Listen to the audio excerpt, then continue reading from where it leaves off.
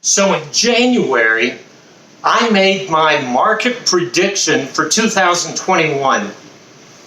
How am I doing on these predictions? That's what we're talking about today. Stick around.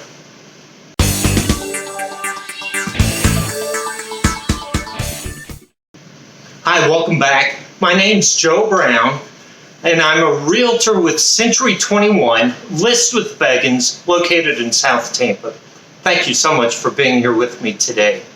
So first of all, I have to give it up for the Lightning. I'm wearing the official jersey.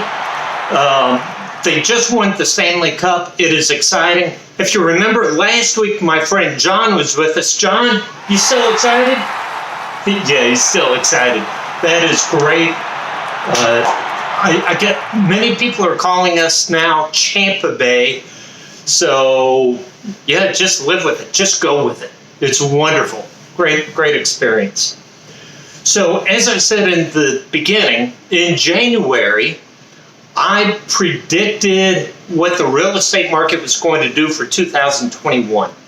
Now, I'm a big fan of listening to podcasts. One of the podcasts I listen to is Motley Fool's Rules Breaker. And David Gardner periodically will pick 5 stocks that he thinks will do very well.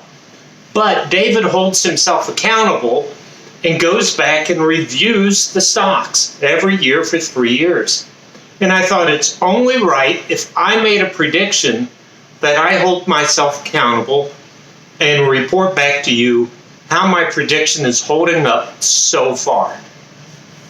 So one of the things I said is the real estate market is going to continue to be robust, sales increasing, number of days decreasing, interest rates staying low, and all of that is absolutely true.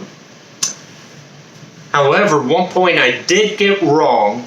I said the number of expired listings. So when you list a home, you put the home on the market for a set amount of time. And that depends on the agent and the contract, right? But let's say 6 months. I said the number of expired listings was going to increase because people were going to ask too much for their home and people just weren't going to buy them. I was absolutely wrong, okay? The number of expired listings has not gone up. I have an interesting graph to show you. In fact, I'll do it now. This is a graph comparing over the last year, comparing what the original list price was compared to the sales price. So you can see every month, right, that what houses originally were on the market for to what they sold for, they sold for less than what was originally asked. The outlier is this past May of 2021. People were actually getting more than what the house was listed for. But in June, you can see that gap.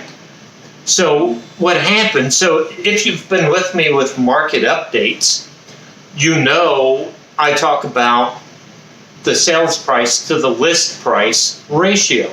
And the ratio is at 100%. Well, here's what happens. If I list a house, let's say for $600,000, and people aren't buying it, I'll reduce the price to maybe $575,000.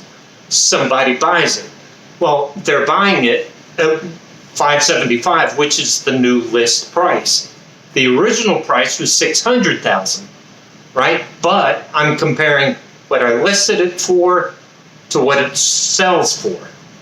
So I first wanted $600,000, I changed it to $575,000, somebody paid $575,000, that's 100%. The graph I shared with you compares that $575,000 to that $600,000, right? So there is a difference. So you do see throughout the year, people have been asking a lot. Now, I don't want to be so crude to say that there's greed in the market, right?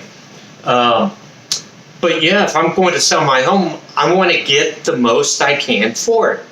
And because I'm a real estate agent and I'm listing your home, I have a fiduciary responsibility to make sure I get you the most money possible, right?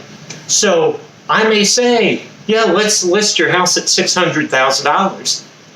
But if we're not getting the attraction, then I need to say, okay, we need to lower the price. So it's not greed at all. It's my responsibility to list your house to where I think the market will take it, right? And if people don't bite, then we lower the price till we do get bites. However, there's some very interesting graphs I want to share with you. And these are 5-year graphs, so going back to 2016. So what about just active listings on the market? Now, this, I talk about it every month. I do my market update. But when you see it in graphic form, it's really astounding. So here is active inventory over the past 5 years. You see what happened this last year? It's like it fell off a cliff. So, and I talked about this last week in my market update. We're almost 1/3 of where we were a year ago. 1/3. We're almost 1/3 from where we were 5 years ago.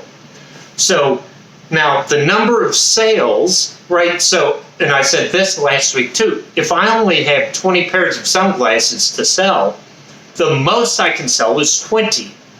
So that's the situation with sales. Sales cannot outpace inventory. So if inventory goes down, sales is going to go down. That makes sense, right? Well, take a look at this graph.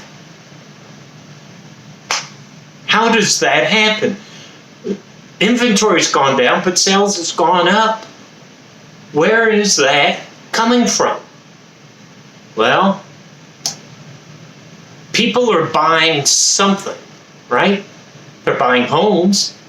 So let's take a look at, again, 5 years of new listings, people putting their house on the market.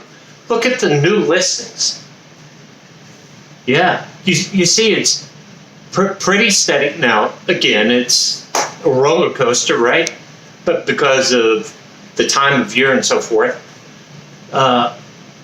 But new listings is consistent. It's gone up. So what's happening is houses hit the market and people are buying quickly. That's what's driving the sales up. And we can see that on this next graph, which is the median days on market. What happened there? It fell off the cliff again, right? So active listings has fallen off the cliff, and the number of days, it's so quick now. And that's why if you are a buyer, you have got to act quickly.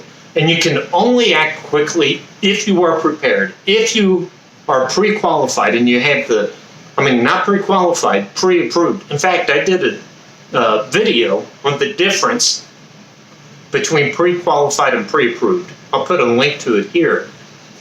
You need to be pre-approved and you have that pre-approval letter ready to submit with your offer.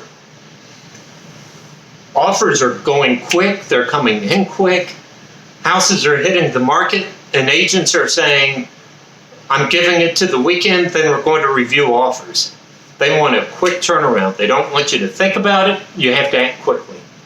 That's why you really need a trusted agent to say, listen, if you like the house, just know you may overpay for it. You still need to have the inspection. You may have to overpay the appraisal, right? So I hope this information is useful. These graphs, if you're interested in any of this, just shoot me an email. My email is in the information below. And I'll be glad to share any of this graph with you. Check out my website, joebrownc21.com. You can search for homes. You can find out more about me. You can read my blogs at that site. My job is to inform you and to help you in your home quest, right? Your home buying journey or home selling journey, right? I want to be your trusted advisor. So please reach out to me, talk to me. Let's develop a relationship. And what? John? Yeah, John's excited about that. John's a buddy of mine. He's excited. He's a buddy of mine. You'll be excited. You're a buddy of mine too. Hey, I love sharing this information with you. I love being held accountable to what I tell you because South Tampa, Florida living is awesome.